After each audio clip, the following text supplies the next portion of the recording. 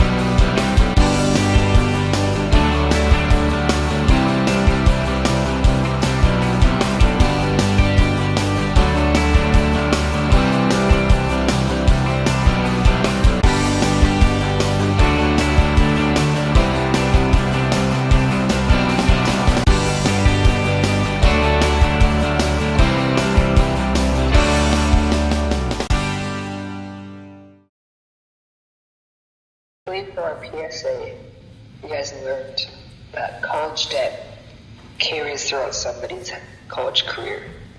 And that debt slowly increases and increases to a point where it's hard for a college student to just carry that around. But that doesn't just end there. So here, we're going to learn about the truth of college debt and college tuition and its total costs. Our facts.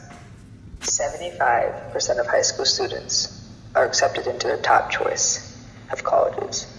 Only 57 can attend to those colleges. The reason of that is being the costs. It is just unreasonable for some people to go to some of the dream colleges because it's so expensive. So not only is college debt affecting people during and after college, but also beforehand. The majority of college graduates are leaving school owing more than $25,000. And nearly 7 million have defaulted on their student loans, which allows student debt nationwide totals to be almost $1.3 trillion. That number is 350% higher than it was in 2005.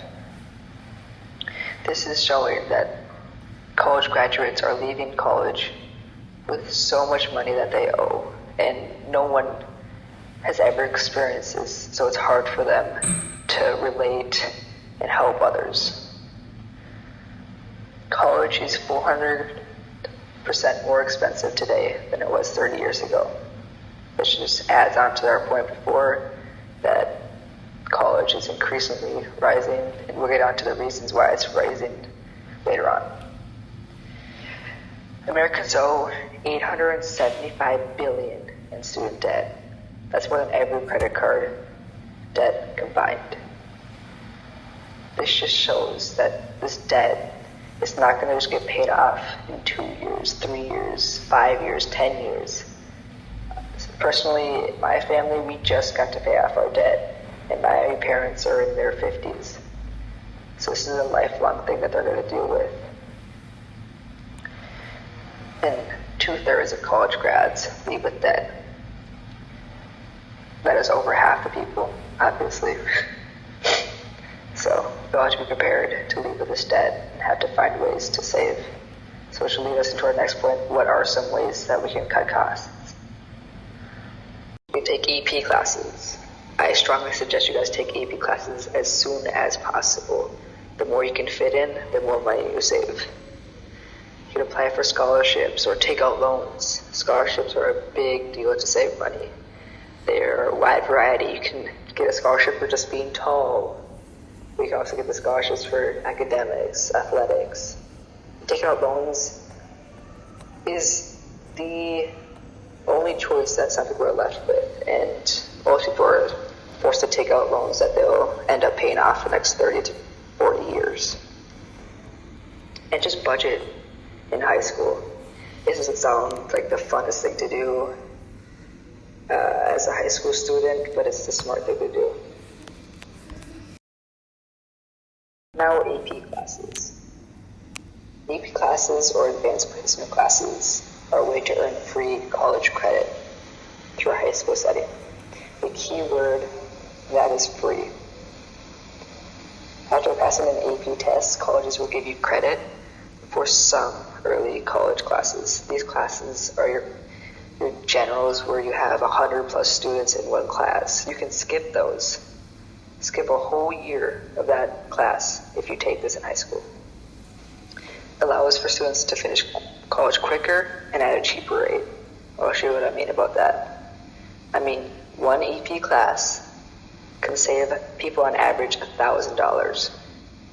So if you just take 4 AP classes and you only pass 3 of the AP tests, that's $3,000 you just saved in high school that you don't have to spend in college.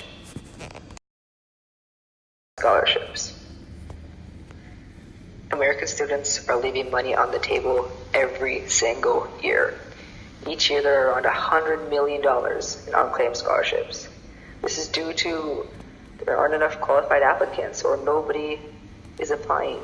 I suggest you guys apply as many times as you can, because scholarships are a great way to save money.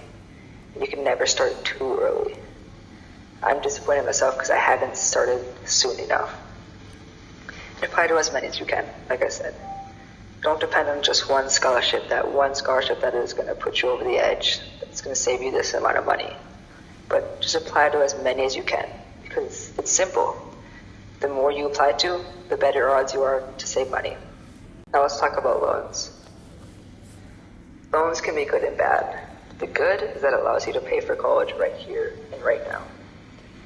The bad is that it is thought to be a reason why college prices have risen so high.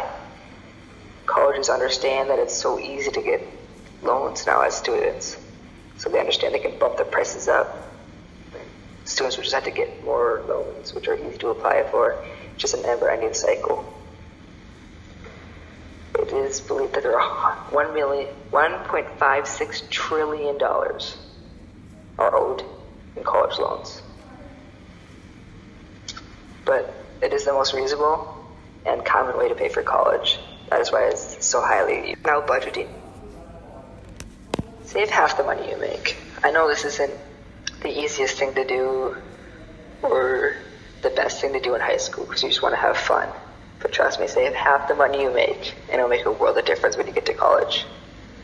When budgeting for college, remember there are going to be extra expenses, not just tuition and board, but you're going to have to pay for transportation or going out with friends, groceries, clothing, all this thing. It doesn't stop once you get into college. You still have to pay for some of it.